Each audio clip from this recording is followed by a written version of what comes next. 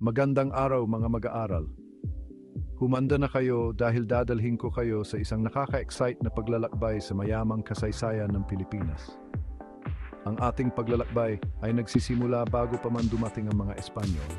Ang Pilipinas, kasama ang 7,641 na mga isla, ay mayroong kasaysayan na nauna pa sa mga nakasulat na tala. Isipin ninyo ito, mahigit 30,000 taon na ang nakalilipas, dumating ang mga unang nanirahan gamit ang mga tulay na lupa na nagdudugtong sa mga isla sa mainland ng Asia. Ang mga sinaunang Pilipinong ito ay mahusay na mga mangangaso at mga nangunguha ng pagkain, gumagawa ng mga kagamitan mula sa mga bato, buto at kabibe. Mabilis tayong pumunta sa humigit kumulang 1000 BC nang masaksihan ng mga isla ang pag-usbong ng sistemang barangay. Ito ay maliliit at malalayang komunidad na pinamumunuan ng mga pinuno na kilala bilang mga datu. Ang kalakalan ay umunlad lalo na sa mga karatig bansa na China at India na nagdala ng mga produkto, ideya at maging ang mga bagong relihiyon tulad ng Hinduismo at Budismo. Pagkatapos noong 1521, nagbago ang lahat.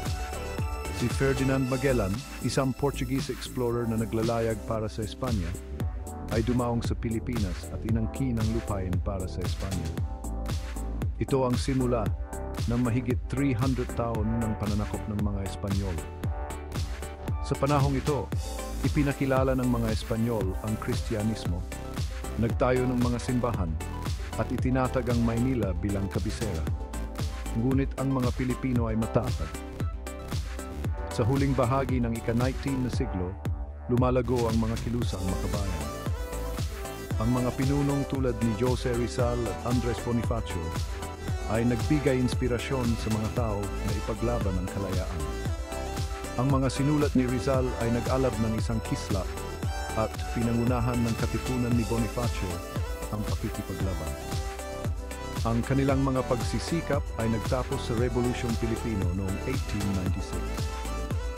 Matapos ang isang maikling panahon sa ilalim ng kontrol ng Amerika, kasunod ng digmaang Espanyol-Amerikano, sa wakas ay nakamit ng Pilipinas ang kalayaan noong Hulyo 4, 1946. Ngunit hindi doon natapos ang paglalakbay.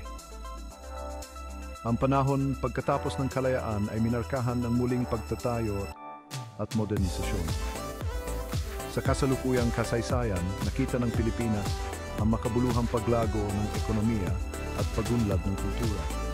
Ito ay isang tunawan ng mga kultura, wika at tradisyon na sumasalamin sa komplikadong kasaysayan ito. Bakit mahalaga na maunawaan ang kasaysayang ito?